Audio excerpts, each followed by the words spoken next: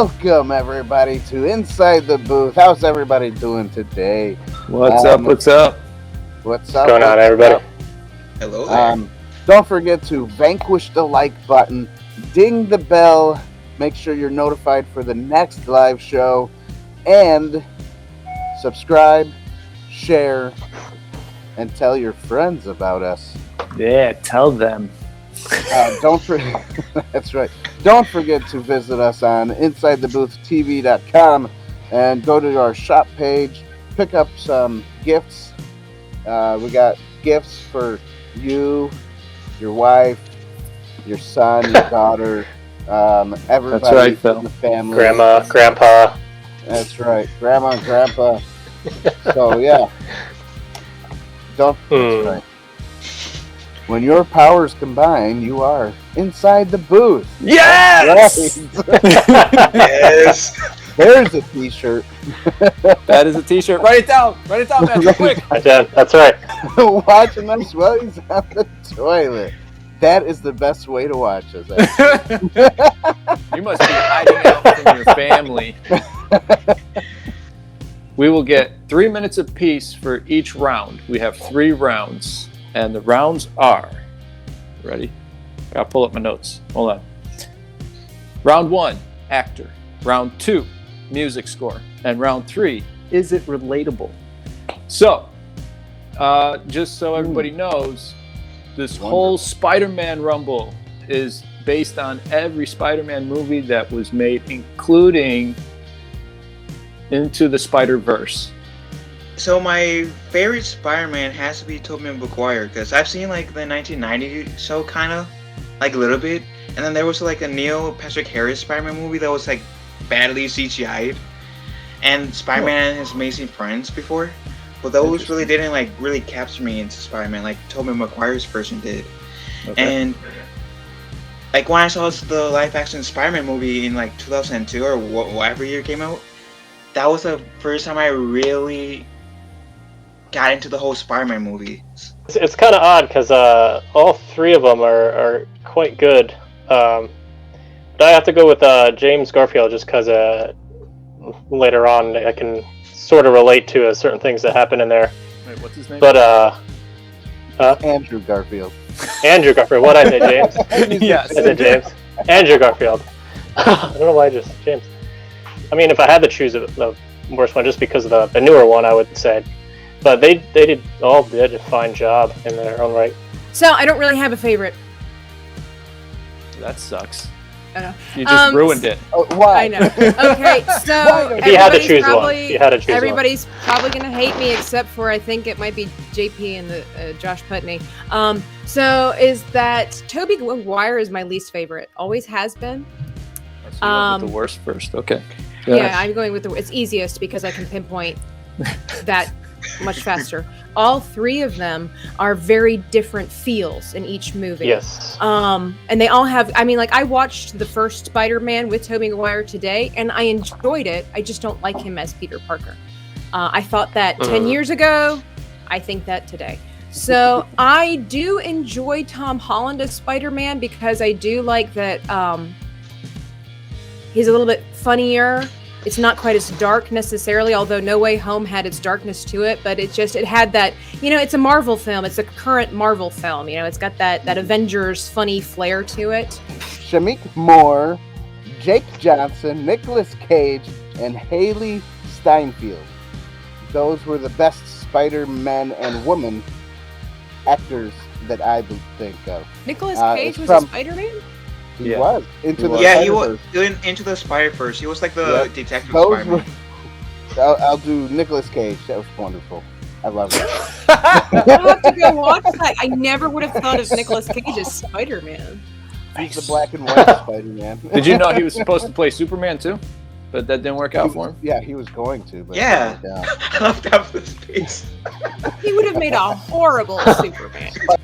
Tom Holland, I like him, but I didn't like him that much.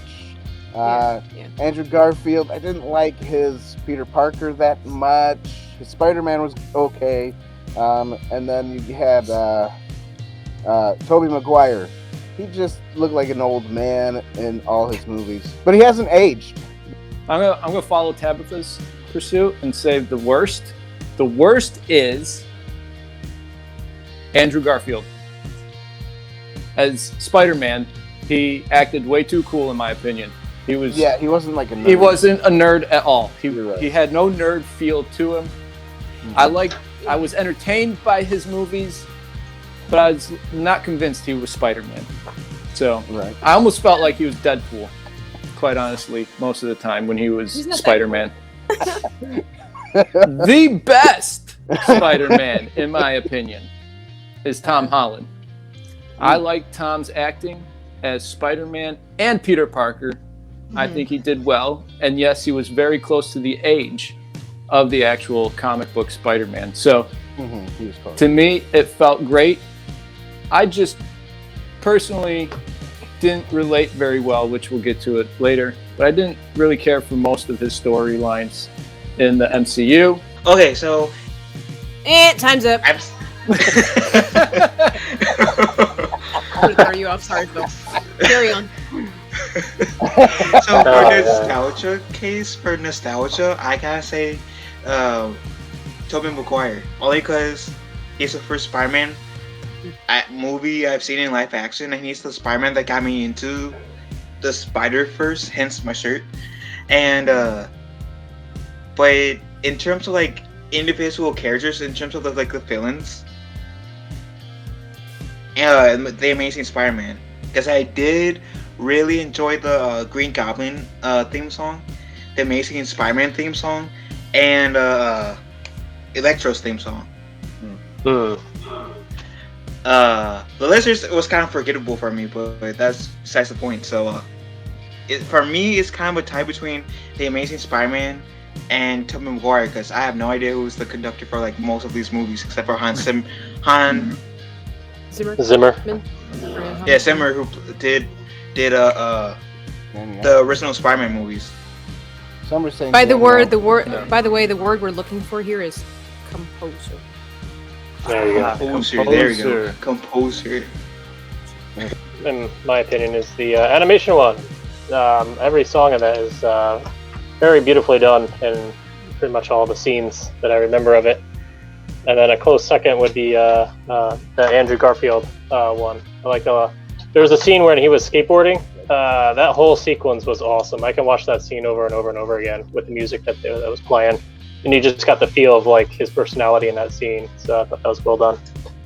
And then early 2001, the music's kind of, I mean, back then it was like the thing. I think it's outdated, the music with Tobey Maguire now. That was Danny Effelton. Yeah, Danny's he needs to retire. He needs to retire. And then Tom Holland worked. That worked. But yeah, definitely the Spider-Man universe one. The animation one was probably the best. He probably had more time to get the feel of everybody's characters in it. Yeah. But yeah. While I don't think Danny Elfman does a bad job necessarily, I'd have to say, I don't know how I'm going to pronounce this guy's name. It's like Italian. Dan, pronounce it for me. You're Italian, right? How's it spelled? I believe it's Michael Giacchino, I think is how we pronounce his name there. I like his music. He does the music for all the current Spider-Man. Yeah, all the current Spider-Man movies, and he did Doctor Strange. He also did some of like the Star Wars, like Rogue One, apparently he's also doing the music for the Batman that's coming out. Hey, he also did Star Trek. He also did Star Trek. Star Trek and Coco and all kinds of other cool stuff. I like the music because it's very dynamic. It feels very much like a superhero, like comic kind of music. It's not necessarily my favorite. It's not something I'm necessarily, singing and whistling in the shower. But I appreciate the fact that he includes the original ditty of, Spider-Man, all that stuff. I love the way he's amplified it. And I think that it's definitely dramatic, dynamic, strong emotions to it. I think, kind of like what Matthew was saying, the older movies, it's very dated, the music of the time. The music for The Amazing Spider, I don't really recall. It served its purpose, but I didn't find it as amazing. That's why it was so amazing. It's so amazing Right. you'll never remember it. My name has had many interpretations. Tabitha, Taffeta, Nice. Tabitha. Tabitha. That's what I'm I like, said. Right, I'm white.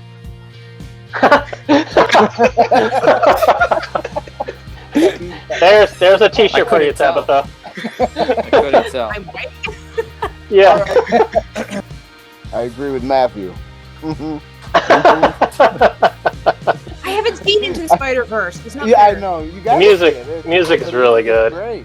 Yeah. I think they did do a good job with Into the Spider-Verse. That was a good movie. Very memorable. Yes. Yes. And it also puts in like the emotions. I have to rewatch it. It's weird how they been a while. how they did the movie. They did it. Oh yeah. The animation's a what was little different yeah, too. in the beginning, it was like, how many frames per second did they do it? And then they went into the normal frames per second, like toward the middle. When he gets he starts getting his powers. And, I don't know. It was cool. This has to do with music. Yeah. Yeah. Because the music Music goes tells the along story, with it. man. My favorite musical score. Ready, Phil? Boomer Time, baby. Danny Effelman. Yes. You know why? You're awesome. Because it has the Elfman? Elfman. I don't know how to pronounce his last name. I'm an arena. We don't pronounce last names correctly here. You don't do that here. That's for sure. We don't do that here, everybody. This is Danny Elfman. inside the booth, baby. We get things messed up most of the time. That's right. Elfman. That says he doesn't like Danny Elfman. Sorry. I don't think it's horrible. It's just not my favorite. So Roger. So even though I've been team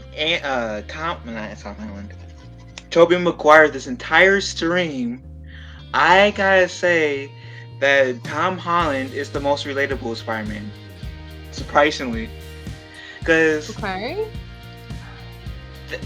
partially because he's a kid in high school. That by You're the a time kid the in third high movie school? comes around, They're- he's like looking for college and stuff. But they're But, all in high school. Yeah, he's in high school. But yeah, you're right. He's all in. no, listen. It's Point because is, Phil. my point- It's because Phil is still in high school, so he relates to that. All three all lose somebody that closely they love. Their aunt or their uncle. But Andrew Garfield's the only one that kind of lost like this person he was dating. So in that respect, James. I actually relate to Andrew because that's something happened similar to that. So like that's why I was like so heart wrenching. I'm like, oh my goodness, it was. I know. I actually watched the second one of his 2 days ago, and I was like, oh man, that whole scene when she just and then just flips up. I'm like, oh, that's no good. I can relate to being like an awkward teenager that doesn't fit in with everybody else, but I've never been bitten by a spider and then not tell a responsible adult because of the fact these guys are supposed to be geniuses, okay, right? And they let a radioactive spider bite them. And what do? Lock themselves in their rooms and be like, I'll be okay if I just sleep on it. Please. And then they're smart enough to get into MIT? Please. Anybody knows. Well, spider look at all the scientists in the world. All those scientists in the world, they keep secrets. I hope I get bit by a spider one day. Who wouldn't go to the hospital when you got this giant purple lump about to explode on your hand? I don't understand. Anyway, Yeah, so it's okay. I enjoyed it. Only, I wouldn't. Rogue, I do not. No. No. No. Yes. I won't say it's better than Afterlife. Rogue, No, somebody no had to say way. it, right? No. way. That's hilarious. Rogue, thank you. Doctor Strange, a wizard who could control different things, but somehow Spider-Man was able to trap him in that little weird space for 12 hours. Somehow. Because of math. Because of math. Right. say, because math trumps magic. I watched it. I don't know. I don't think this movie was as terrible as I probably make it sound. I just was a little bit frustrated and surprised how people in our community give all this crap to all these other movies that have far less in them, and they nitpick about every little thing, whereas this movie apparently was the greatest thing since sliced bread, but did have flaws in it, in my opinion, had errors that they normally, if this would have been made with some other production team or whatever, like they would have been like, oh, there's gender swapping, and the guys, they all sound like they're falling in love with each other, and that's gross, and you know what I'm saying? Like, I'm a little bit more upset at the fan base than I am in the movie. You need to rant to them. Guys, or victims these days. But not Sony. But remember when Sony and Disney had that falling out for the time being? And I think when they actually, as the saying goes, kiss and make up, they had like this deal where Peter can, or this version of Spider-Man can only be in the MCU for like 3 more movies. So hence like Endgame, No Way Home, and Far From Home. I did enjoy this movie. Would watch it again. I just, like I said, I felt like I was misled by a lot of people, and I'm just more perturbed by the fact that people will nitpick at other things, but somehow this movie got to slip through the cracks and became the ultimate, movie of the year. And well, I mean, you're nitpicking. A lot of people nitpick. I don't think that's nitpicking to say that it was like a bromance, and then the fact that they. I think overall it was a decent movie. Yeah, overall it was a decent movie. But everybody's got something to nitpick. I mean, I could nitpick. Yeah. I mean, I really didn't like the movie until they had their bromances and made fun of each other. I mean, I'm opposite. I'm like, when will it end? Yeah. See, that was the best part to me. So I was casually enjoying the movie, but the moment when Tobey Maguire and Andrew Garfield, or Jake Garfield, or whatever you wants to call that's Andrew. I nerded the. I learned it out for sure. What happens when you let me on the show? I shouldn't be on anymore. No, you're like the main face of this show lately. Because it's because I take the time for my hair. That's